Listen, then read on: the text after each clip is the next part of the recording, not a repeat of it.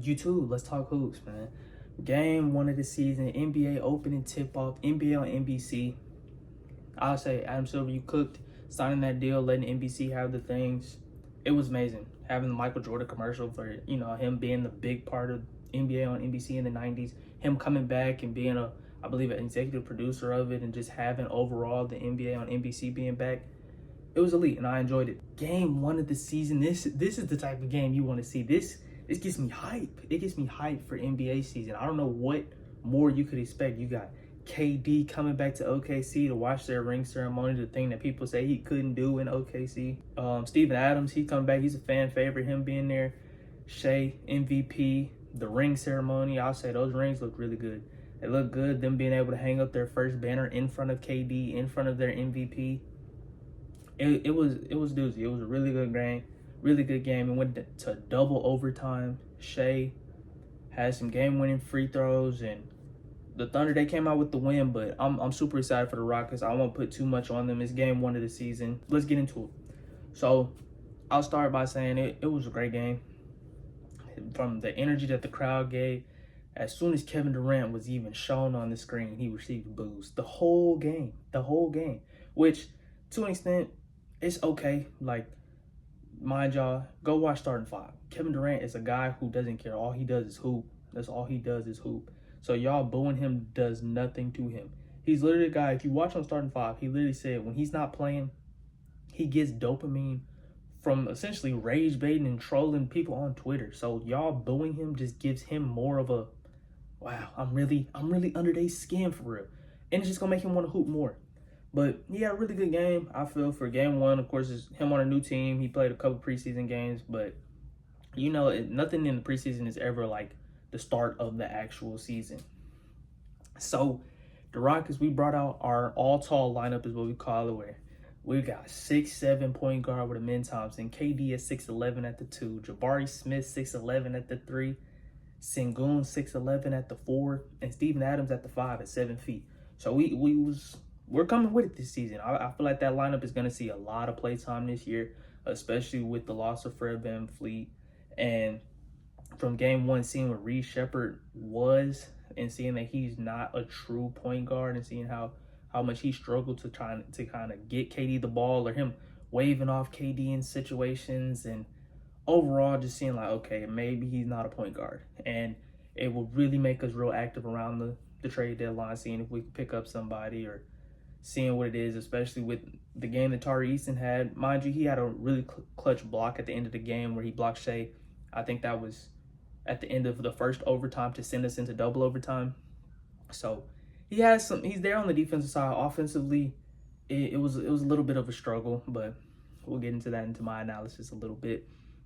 But yeah, that all-tall lineup, it was really good. The Thunder are going to combat it with putting in Chet and Isaiah Hartenstein both in there at the same. So it was really good. So I'll go straight into like my Rockets notes for the game. The spacing in that all-tall lineup is okay, but it's not the best. We have Amin Thompson, and in that game, I guess that was the basis. It was like, hey, if they don't give it to you, shoot it. I'm coining this now. His nickname for this season will be a menace. A menace. Ace, and he also wears number 1. So you'll see it. You'll see it as it goes. And then as this season, when he starts dropping 25s and he actually started knocking down that 3 ball, you're going to see he's a menace. When you get a couple of them posters, he's a menace.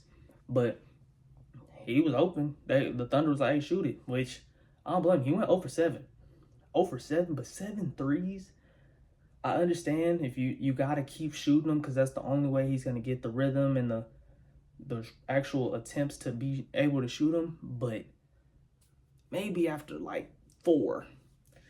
If after 4 you haven't made one, if you haven't been like a shooter, like if KD goes 0 for 4, KD shoot another one. If Steph goes 0 for 4, shoot another one. But these are the all-time greats. Even somebody like a Michael Porter Jr., if you go 0 for 4, shoot another one. I trust that.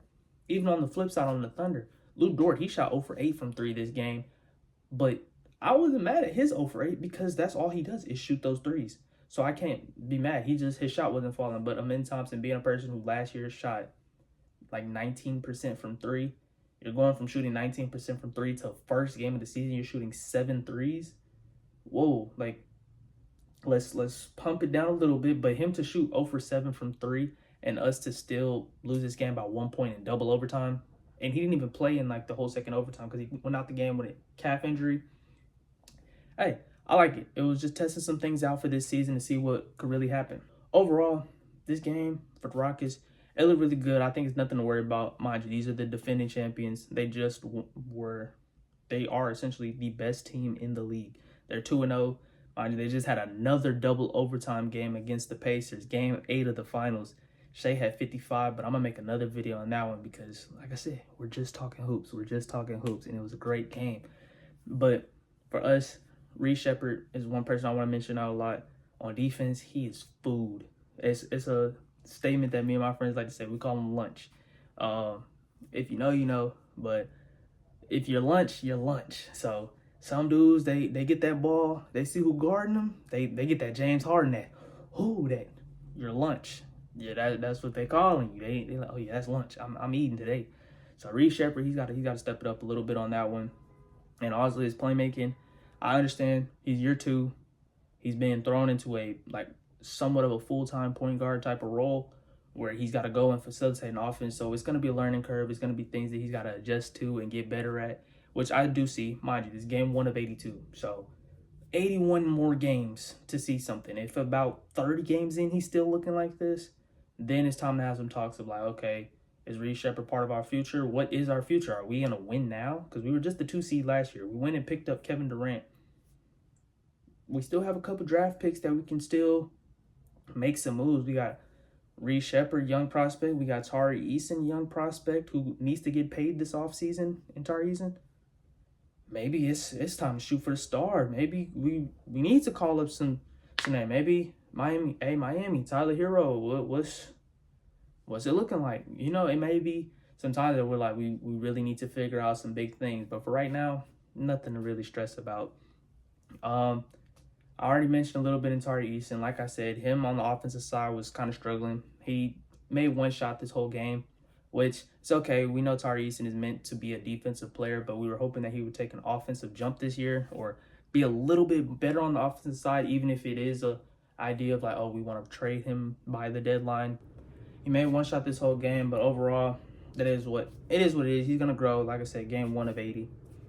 And so for the rest of the game, Alperen Sengun, I've been telling people, baby Jokic, the minute we drafted him, I thought him and Jalen Green were going to be our Jokic, Jamal Murray duo, but get better because I thought Jalen Green has a little bit more upside than Jamal Murray. But, oh well, we see Jalen Green is not part of our future anymore. But overall, Sengun, he hooped this game. He finished this game with 39 points, 11 rebounds, 7 assists, and 5 made threes. He out there shooting like I don't know who he think he is. That ain't Jokic. Jokic not hitting 5 threes a game. I don't know. He baby Dirk, what he's looking like. But if Jokic, if Sengun can keep playing like that, it's going to be a great season for us. Kevin Durant, 23 points, 9 rebounds. He fouled out in double overtime after he jumped on Shea. Can't blame him. That's Shai Gilgeous-Alexander, the reigning MVP. He's going to make anybody jump in the league. He did it. You'll see in my next video, but he did it in the Pacers game. Got Ben Mathurin to jump and got him fouled out the game. So can't put too much on that. KD also went 0 for 4 from 3. Something you can't expect from Kevin Durant. He's going to knock down some threes. He's going to knock down some shots. And like I said, games where Amin goes 0 for 7 from 3, KD goes 0 for 4 from 3, and we lose by 1 point in double overtime against the reigning champs. It's things that you got to have some upside to these games. Amin, his stats, 18, 4, and 5. Pretty solid. Like I said, he went out with an injury, but he's scheduled to play in the game against the Pistons, so not too much to worry about right there. On the Thunder side of the ball, or before I get to the Thunder side of the ball, I want to mention about the Rockets. We did hold Shea to 11 points. He had 11 points at the end of the third quarter. That's got to be something that you look at this defense like, wow. It's building a real culture over there in Houston. We're building a real culture. And like I said, Shea, he finished the game 35, 5, and 5. He had 26 free throw attempts. This was probably his worst free throw shooting game that he's ever had, I think. I think that's what the announcers were saying about it. He had 26 free throw attempts, which means he's getting to the line. He's going to get to the line a bunch. But we know that. But I feel like we had the recipe. We held him to 11 points through 3 quarters. And then in another 3 quarters, he dropped 24. So it was like throughout the course of a game, you got to be able, you got to look at that as a good thing. It's like, okay, the reigning MVP, the reigning champ, reigning finals MVP, we held him to 11 points. He just went against the Pacers and dropped 55. But 35, 5, and 5, great game to Shea. OKC knew who to go to in the clutch. They knew, hey, get the ball to Shea. He going to knock down a shot. And he did time after time again, sending us to overtime, sending us to double overtime. Whenever the OKC needed a bucket, Shea was their guy.